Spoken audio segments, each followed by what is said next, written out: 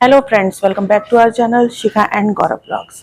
आज हम आपको लेकर आए हैं एक बहुत ही पवित्र और ऐतिहासिक भूमि पर, जिसने विश्व के सबसे बड़े युद्ध, जो इतिहास का सबसे बड़ा युद्ध माना जाता है, महाभारत युद्ध, उसको अपनी आंखों से देखा था। जिस भूमि पर यह युद्ध लड़ा गया था और जहां पर हमारा जो सबसे धार्मिक और पवित्र ग्रंथ माना जाता है, गीता, तो जहाँ पर श्री कृष्ण भगवान ने स्वयं गीता का उपदेश दिया था अर्जुन को, ऐसी ही पवित्र भूमि पर आज हम आए हैं, कुरुक्षेत्र में। और सबसे पीछे आप जो हमारे देख रहे हैं, तो सबसे पहले हम आए हैं ब्रह्म सरोवर। तो इसके पीछे कई कथाएं प्रचलित है। तो कहा जाता है कि ब्रह्मा जी ने सृष्टि के रचना के समय यहीं पर सबसे पहले अपना यज्ञ किया था और उसके बाद सृष्टि की रचना की थी। तो ऐसी मान्यता है। और सूर्य ग्रहण के समय पर यहाँ पे मेला लगता है और लाखों भक्तगण यहाँ पर जो है स्नान के लिए आते हैं। तो ये आपको अभी वीडियो में दिखाई नहीं दे रहा है, लेकिन बहुत बहुत बड़े एरिया में ये ब्रह्म सरोवर फैला हुआ है। तो आइए आपको पूरा ब्रह्म सरोवर के दर्शन कराते हैं। और यहाँ पर आसपास बहुत सारे मंदिर भी हैं और पीछे एक मूर्ति भी कृष्ण भगवान की स्थापित है। तो सब चीज़ों के आपको दर्शन कराएंगे। तो चलिए चलते हैं।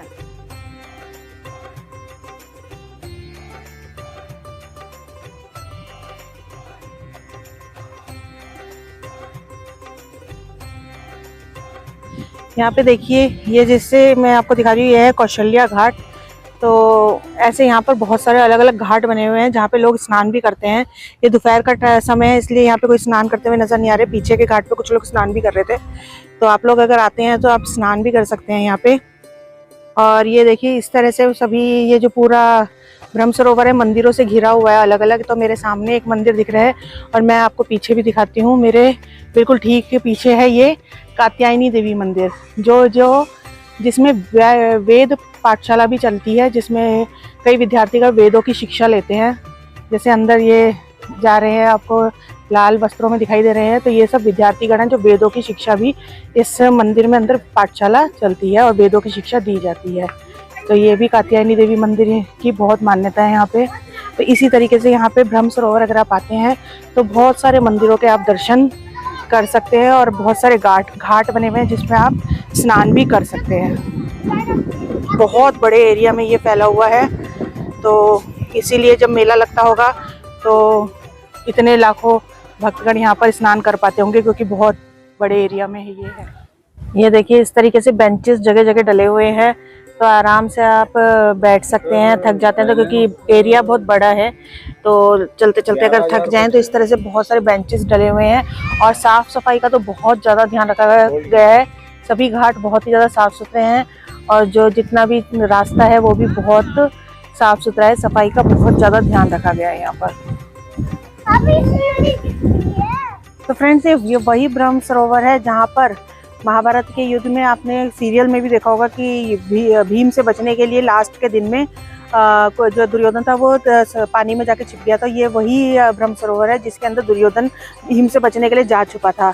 तो और बहुत सारी ऐसी इसमें मान्यताएं है, इसीलिए ये ब्रह्म सरोवर इतना खास है, क्योंकि ये मैन मेड जो पूल्स है या वाटर बॉडी है, उनमें एशिया में ये सबसे बड़ा माना जाता है। कई एकड़ में ये फैला हुआ है ब्रह्म सरोवर और एशिया के लार्जेस्ट मैनमेड पूल्स में इसे माना जाता है। तो बहुत बड़ा है ये। और यहाँ पर कहते हैं कि अगर सूर्य ग्रहण के समय स्नान करने से लाखों अश्वमेध यज्ञ का फल प्राप्त होता है, इसीलिए लाखों भक्त यहाँ पे सूर्य ग्रहण के समय स्नान करने के लिए आते हैं। और यहाँ पर एक कुआं भी है, बहुत प्राचीन कुआं है महाभारत के समय का, जहाँ पर जब दुशासन के लहू से द्रौपदी ने अपने बालों को धोया था, जैसे कि उन्होंने प्रतिज्ञा ली थी कि मैं अपने बाल नहीं बांधूंगी जब तक उसके दुशासन के लहू से बाल नहीं धो लेती। तो उन्होंने अपने बाल धोने के बाद दुशासन के लहू से उसी कुएं में जाकर स्नान किया था। तो वो कुआं भी इधर ही ब्रह्म सरोवर के निकट ही है। तो हम कोशिश करते हैं उसे ढूंढने की। अभी हमें दिखा नहीं है वो कुआं कहाँ पर है, तो वो जैसे ही कुआं दिखता है तो उसका आपको भी दर्शन करा। तो फ्रेंड्स, यहाँ पे शाम के समय महाआरती भी होती है जो देखने लायक होती है। तो अभी मैं आपको दिखाती हूँ वो स्थान। ये ही वो स्थान है जहाँ पे महाआरती का आयोजन किया जाता है और यहीं पे सब लोग बैठ के महाआरती के दर्शन करते हैं। तो शाम के समय होती है 6 बजे। तो फ्रेंड्स, आखिरकार हम पहुँच ही गए उस कुएं पे जहाँ पे द्रौपदी ने अपने बाल धोए थे दुशासन के लहू से स्नान करने के बाद, तो जिसे उस कुएं को चंद्रकूप भी कहा जाता है। तो ये देखिए प्राचीन मंदिर चंद्रकूप पांडव द्रौपदी कूप, तो यही वो जगह है। तो चलिए आपको दिखाते हैं।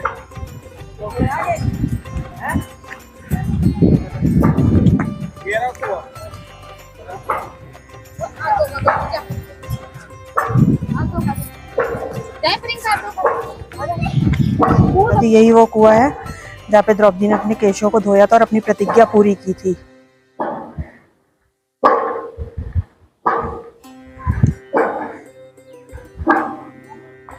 तो फ्रेंड्स हम लोग आ गए हैं ये विशालकाय रथ के पास। जो आप हमारे पीछे देख रहे हैं ये उन्हीं दो हीरोज का रथ है जो महाभारत के असल में हीरो थे, श्री कृष्ण भगवान और अर्जुन।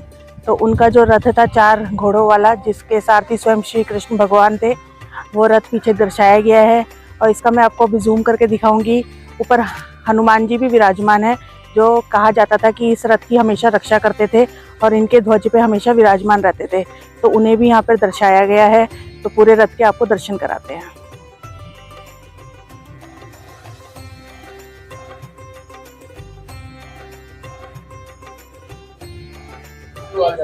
आप ऊपर देख पा रहे होंगे कि हनुमान जी बैठे हुए हैं रथ पे, जो उनके ध्वजा पे हमेशा विराजमान रहते थे। और नीचे अर्जुन की शंकाओं का समाधान करते हुए श्री कृष्ण भगवान अर्जुन के सारथी बने हुए। बहुत ही सुंदर रथ है।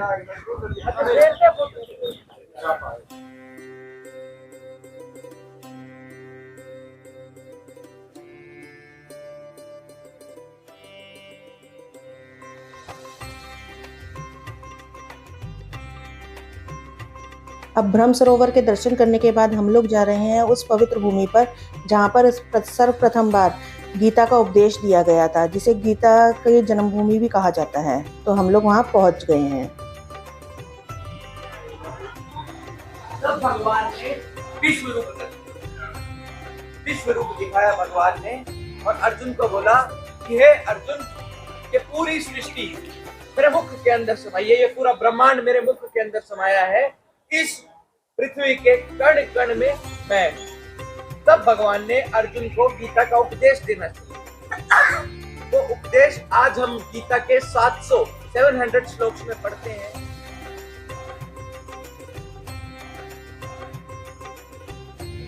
तो फ्रेंड्स हम आ गए हैं गीता सर के उस स्थान पर जहाँ पर जिसे गीता का जन्म स्थल कहा जाता है, क्योंकि ये जो वृक्ष आप मेरे पीछे देख रहे हैं, इसी वृक्ष के नीचे रथ को रोक के भगवान श्री कृष्ण ने सभी संदेहों को दूर करते हुए अर्जुन के गीता का उपदेश, परम पवित्र उपदेश जो है वो अर्जुन को दिया था।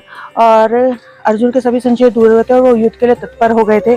इसीलिए इसको यहाँ का आरंभिक स्थल भी कहा जाता है, जहाँ से युद्ध का आरंभ हुआ था, इसी जगह पे। और ये वृक्ष तब से अक्षय वृक्ष के नाम से जाना जाता है और ये तब से अब तक स्थापित है, विराजमान है। तो इसे अक्षय वट वृक्ष कहा जाता है और यहीं पे गीता का उपदेश सर्वप्रथम बार दिया गया था। तो आप इस वृक्ष के दर्शन कर सकते हैं। और यहाँ पे पीछे अर्जुन और श्री कृष्ण का रथ भी दिखाया गया है।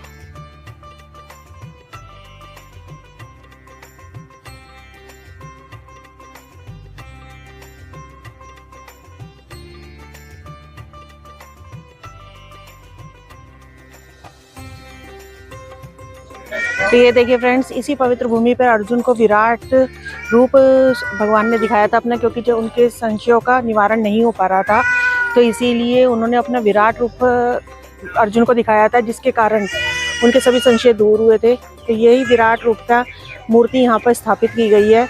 बहुत ही सुंदर है, मैं आपको पास से भी दिखाती हूँ।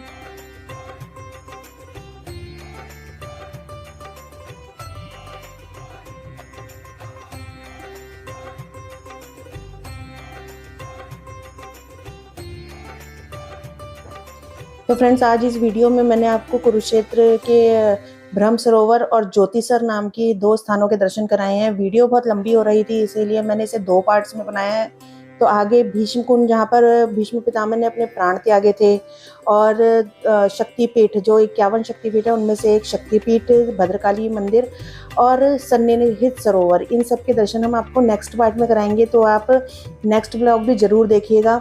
और जाते जाते आपको ब्रह्म सरोवर के रात का नाइट व्यू भी दिखा देते हैं, कितना सुंदर लग रहा है।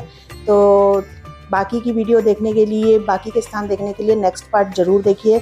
और ये वीडियो पसंद आई हो तो इसे लाइक ज़रूर करें, चैनल को सब्सक्राइब ज़रूर कीजिए। तो bye bye guys, till next video.